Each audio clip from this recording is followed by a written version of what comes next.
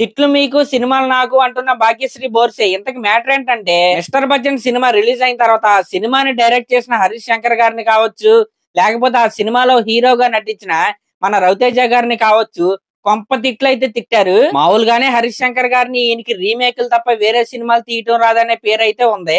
ఈ మిస్టర్ బచ్చన్ సినిమాతో రీమేక్లు కూడా సరిగ్గా తీయటం రాదని ఈయనకైతే పేరైతే వచ్చింది. ఇంకా రవితేజ గారి విషయానికి వస్తే ఆయన కెరియర్ లో ఈ mister Bachchan cinema one of the biggest disaster లాగా అయితే మిగిలిపోయింది. ప్లస్ భాగ్యశ్రీ బోర్సేత ఆయన వేసిన స్టెప్స్ ఏవైతే ఉన్నాయో ఆ స్టెప్స్ అయితే చూసి సోషల్ మీడియాలో చాలా మంది చాలా రకాలుగా అయితే రవితేజ గారిని, అలాగే ఆ సాంగ్ ని కంపోజ్ చేసిన సెకండ్ మాస్టర్ ని కూడా చాలా రకాలుగా అయితే ట్రోల్ అయితే చేశారు. ఇలా ఈ మిస్టర్ బచ్చన్ సినిమా చేసిన తర్వాత త్రిమూర్తుల్లాగే వీళ్ళ ముగ్గురు ట్రోల్స్ తింటా ఉంటే భాగ్యశ్రీ బోర్సే మాత్రం వరుస పెట్టి అవకాశాలతో దూసుకెళ్లిపోతుంది. ప్రతి సినిమా కూడా పెద్ద సినిమానే అన్నమాట. నాకు అప్పుడప్పుడు ఏమనిపిస్తా ఉంటది అంటే మిస్టర్ బచ్చన్ సినిమాని వీళ్ళందరూ కష్టపడి భాగ్యశ్రీ బోర్సేని లాంచ్ చేయడానికి తీసారా అనిపిస్తుంది. ఎందుకంటే మిస్టర్ బచ్చన్ సినిమా భాగ్యశ్రీ బోర్సే గారిని చూపించడానికి తప్ప దేనికి పని చేయలేదు. అయితే లేటెస్ట్ గా ఈవిడ ఒక పెద్ద పాన్ ఇండియా హీరోతో కలిసి యాక్ట్ చేసే ఛాన్స్ అయితే కొట్టేసింది.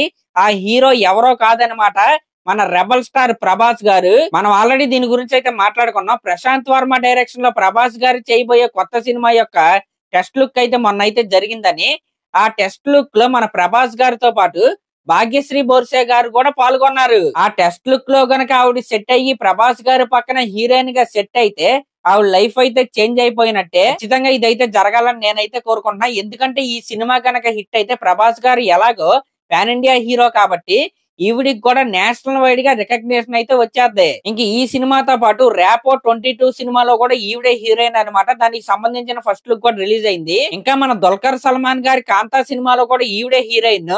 దానికి సంబంధించిన ఫస్ట్ లుక్ కూడా రిలీజ్ అయింది. ఆ ఫస్ట్ లుక్ లో, ఆ రెట్రో లుక్ లో నిజంగా చాలా అంటే చాలా బాగుంది. అంటే ఒక వింటేజ్ బ్యాక్ డ్రాప్ తో వచ్చే సినిమా అనమాట ఈ కాంతా అనేది. ఈవిడైతే పర్ఫెక్ట్ గా సెట్ అయింది ఆ రోల్ కి. ఇంక ఈ 3 సినిమాలే కాకుండా మన విజయ్ దేవరకొండ గారి కింగ్డమ్ సినిమాలో కూడా హీరోయిన్ అయితే ఈవిడే. లేటెస్ట్ గా రిలీజ్ అయిన కింగ్డమ్ సినిమా టీజర్ కి ఫెంటాస్టిక్ రెస్పాన్స్ అయితే వచ్చింది.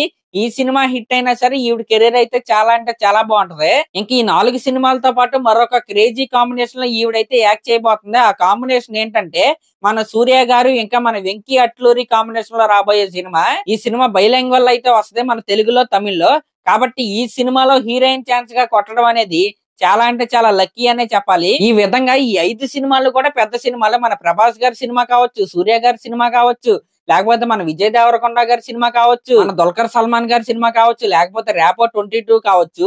ఈ 5 సినిమాలు కూడా మంచి బస్ తో రిలీజ్ అయ్యే సినిమాలే. కాబట్టి ఈ 5 సినిమాల్లో 3 సినిమాలు హిట్ అయినా సరే కమ్మింగ్ ఇయర్స్ లో one of the most awaited heroine గా అయితే మన భాగ్యశ్రీ బోర్సే అయితే మారిపోద్ది. ఇదైతే జరగాలని నేనైతే కోరుకుంటున్నా. ఎందుకంటే కొత్త హీరోయిన్లు రావాలి, కొత్త టాలెంట్ రావాలి. ఇలాంటి వాళ్ళకి అవకాశాలు వస్తేనే స్క్రీన్ మీద కాంబినేషన్ అనేది చాలా ఫ్రెష్ గా అయితే కనపడిద్ది. సరే, మరి లాస్ట్ లో దీనిపై మీరేమనుకుంటున్నారో కామెంట్ చేయండి. అలాగే నా ఛానల్ కనుక మీరు ఫస్ట్ టైం చూస్తున్నట్టయితే సబ్స్క్రైబ్ చేసుకోండి. థ్యాంక్